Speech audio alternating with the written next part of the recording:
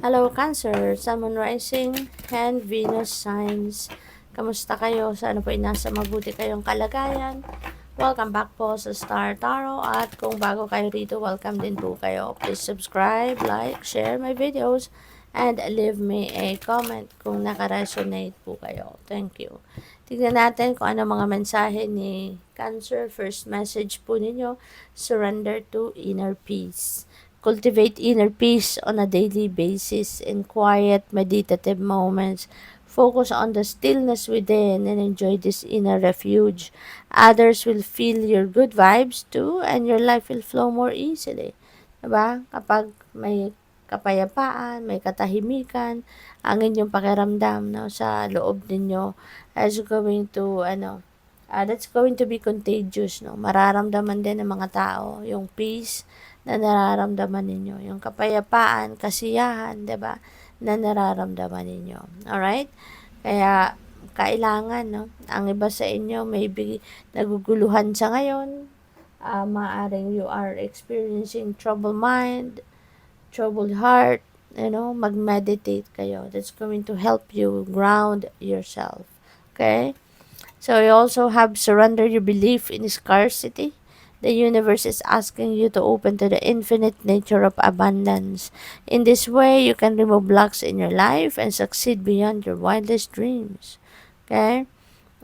Buksan mo daw yung inyong sarili.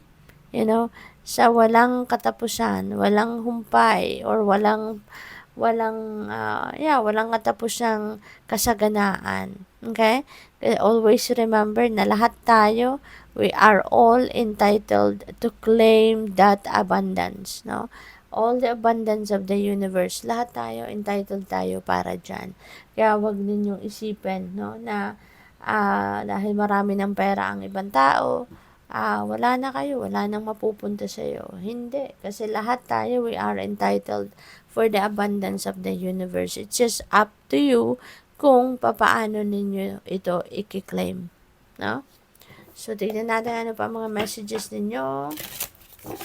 Maraming salamat, no, for subscribing. And if you haven't subscribed yet, subscribe na po kayo. And also, maraming salamat din for not skipping the ads. Malaking bagay po yun sa channel. Thank you, appreciate it. And click nyo po yung yung join button sa baba ng video kung gusto po ninyo na mag-join sa membership. Okay?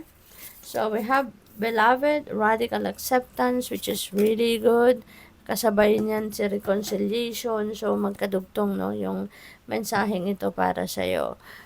Maaring meron kayo ritong kasamaan ng loob. Maaring meron kayo ritong someone na nagkaroon kayo ng hindi magandang samahan lately, nagkaaway, nagkasagutan, merong communication gap, yung mga ganon. So, whoever that is, no, maaring tatanggapin mo na, no, tatanggapin mo na ganyan talaga, may mga pangyayaring dapat mangyari, 'di ba? May mga pangyayaring hindi mo kagustuhan, pero yun ay mangyayari. So, maaring tanggap mo na yan sa ngayon, no? Nasadyang ganun talaga, 'di ba? May mga pagkakataong hindi kayo on the same page, no, with other people. Maaring yun ang nangyari. So, but you're going to accept that already.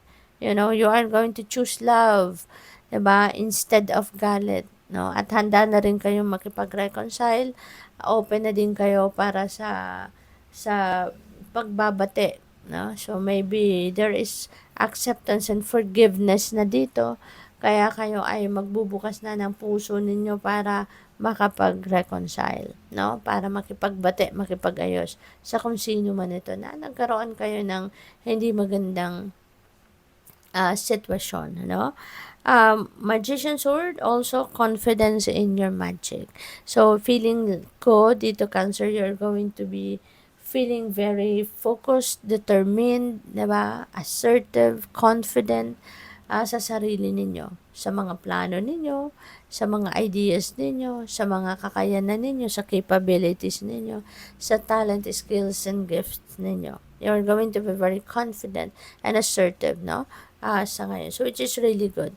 Kasi ibig sabihin nito na kung ano man yung gusto mong gawin, no? Ano man ang naiisip ninyong gawin, o gusto ninyong matupad, no, na mga pangarap ninyo or mga goals ninyo, hindi na kayo ngayon magpapatumpik-tumpik pa. Ano? Itataas mo na yung sword mo at nagsisignify na ito or nagsisignal na to na you are on the go. Nagsisignal na to na gagawin mo na kung anong mga gusto mong gawin.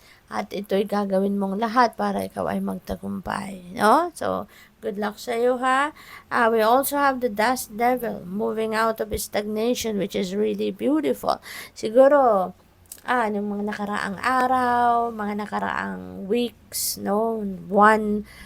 Baka nandoon kayo sa stagnation energy. Baka nandun kayo sa puntong walang nangyayari. No movement, no progress, walang ginagawa. Wala kayong gana or walang opportunity, yung ganun. But now, you are coming out of that position, no? Or energy na nakaupo lang, naghihintay lang. You are coming out of that, no? At ikaw ay magsisimula ng gumalaw. Because maaaring nabuhay na yung confidence mo, yung assertiveness mo, 'di ba?